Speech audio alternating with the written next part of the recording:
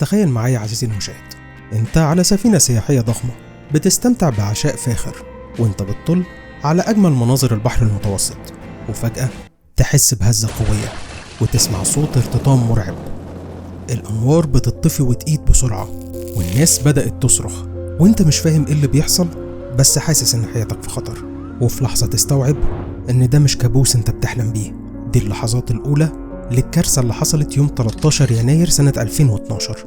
السفينة اللي انت عليها هي سفينة كوستا كونكورديا، واللحظة اللي انت فيها هي بداية أسوأ كارثة بحرية في التاريخ الحديث. الكارثة اللي كان سببها قبطان أهوج بسبب تهوره وقراراته الخطرة اتسبب في موت 32 شخص. القصة مثيرة ومش هتصدقوا السبب اللي أدى للكارثة دي، فيلا بينا نبدأ القصة.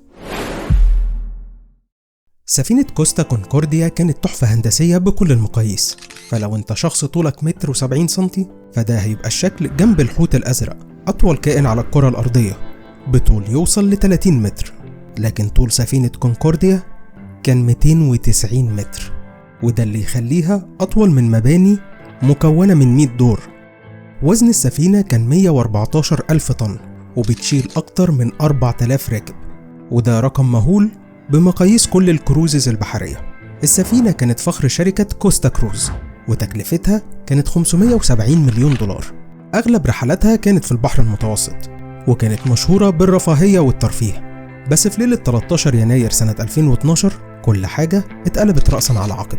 السفينة كانت في رحلة لمدة أسبوع، وكانت قريبة من جزيرة جيليكو الإيطالية.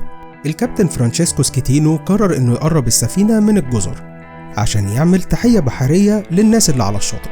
وفي تمام الساعة 9:45 دقيقة مساء حصل اللي محدش كان يتوقعه.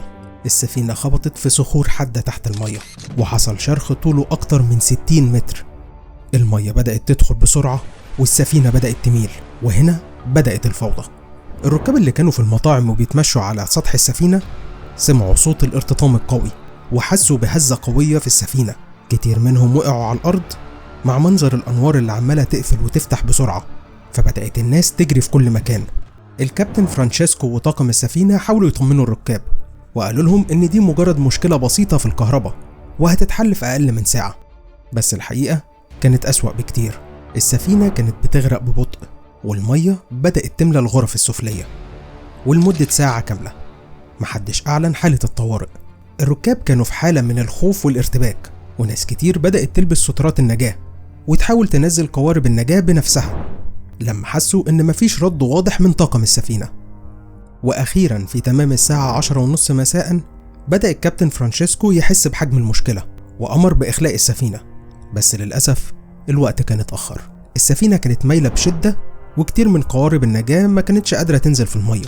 في اللحظات الحاسمة اللي زي دي بنفتكر فيلم تايتانيك، واللي فهمنا منه إن آخر واحد ممكن يمشي من السفينة هو القبطان، لأنه هو المسؤول عن كل حاجة بتحصل على السفينة. لكن القبطان فرانشيسكو كان أجبن من كده بكتير.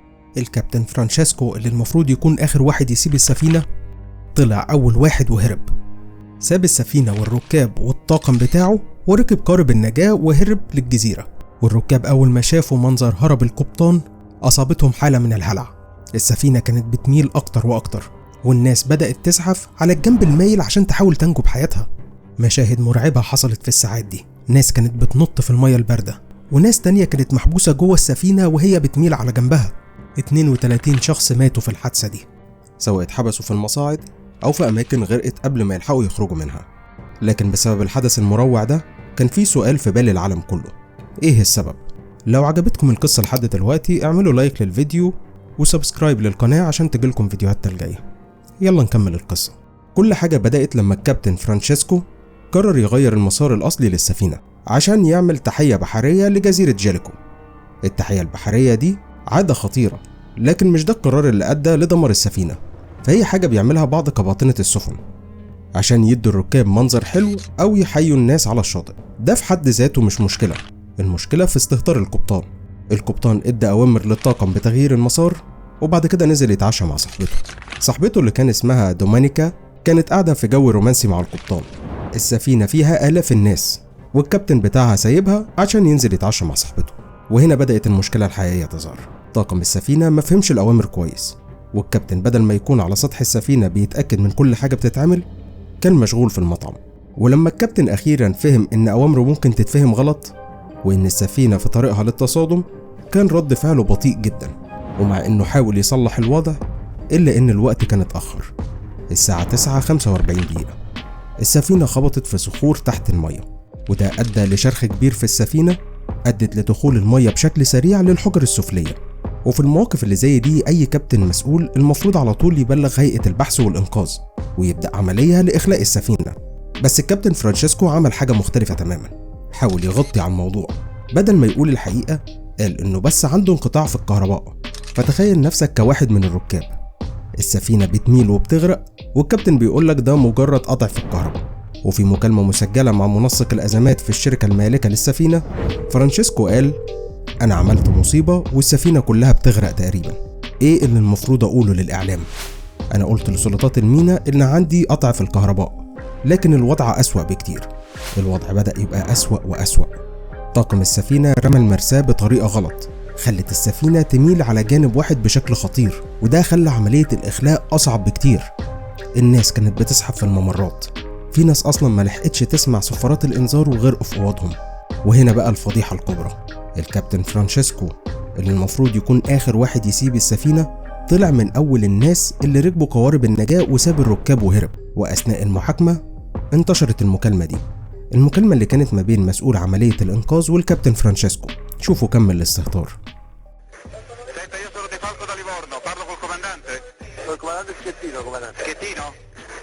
Ascolti Schettino, ci sono persone intrappolate a bordo, adesso lei va con la sua scialuppa sotto la prua della nave lato dritto, c'è una biscaggina, lei sale su quella biscaggina e va a bordo della nave.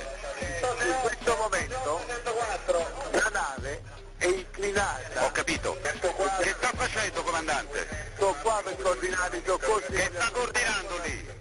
Vada a bordo, mi coordini i soccorsi da bordo. Lei si sta rifiutando di andare a bordo, comandante? No, e mi dica qual è il motivo per cui non ci va. Ci sto andando perché ci sta l'altra lancia che si è fermata. Lei vada a bordo, è un ordine, lei non deve fare altre valutazioni, lei ha dichiarato l'abbandono nave, adesso comando io, lei vada a bordo. للأسف الحادثة دي أدت لوفاة 32 شخص، ناس ماتت غرقانة وناس تانية ماتت من البرد في المية. في المحاكمة حاول فرانشيسكو يلوم على باقي الطاقم، قال إنهم لو نفذوا الأوامر بسرعة ما كانش حصل كل ده. بس الخبراء أكدوا إن الحادثة كانت هتحصل في كل الأحوال بسبب القرب الشديد للسفينة من الشاطئ. لكن أثناء التحقيقات كان في موضوع أهم، هنعمل إيه في السفينة الضخمة اللي مقلوبة على شاطئ جزيرة جيليكو؟ عملية إنقاذ السفينة كانت من أصعب وأغلى العمليات في التاريخ، استغرقت 2.5 سنين وكلفت أكتر من $1,200,000,000. تخيلوا سفينة وزنها 114,000 طن لازم تترفع وتتعدل وبعدين تتسحب بره منطقة الصخور. وفي سبتمبر سنة 2013 العالم كله كان بيتابع عملية إعدال السفينة. كانت لحظات مثيرة لما السفينة بدأت ترجع لوضعها الطبيعي بعد ما كانت نايمة على جنبها لأكتر من 1.5 سنة. ولما السفينة اتعدلت وبدأ المصورين يدخلوا جواها كان المنظر صادم، الأساس مقلوب في كل حتة والعفش منتشر والمنظر كأنه فيلم رعب. أما بالنسبة لقبطاننا العظيم فاتحكم عليه بالسجن لمدة 16 سنة، وده غير اللي حصل للشركة الأم. الخسائر كانت فادحة، شركة كارنفال خسرت $410 مليون، ده غير إن سمعتها اتضربت بشدة والناس بدأت تشك في أمان الرحلات البحرية. بس خلينا نفكر دلوقتي وبعد 10 سنين على الحادث إيه اللي اتغير؟ صناعة الرحلات البحرية اتغيرت كتير، إجراءات الأمان بقت أكتر صرامة، والتدريب على حالات الطوارئ بقى إجباري لكل الركاب قبل ما السفينة تتحرك. بس السؤال اللي لازم نسأله، هل كل ده كفاية؟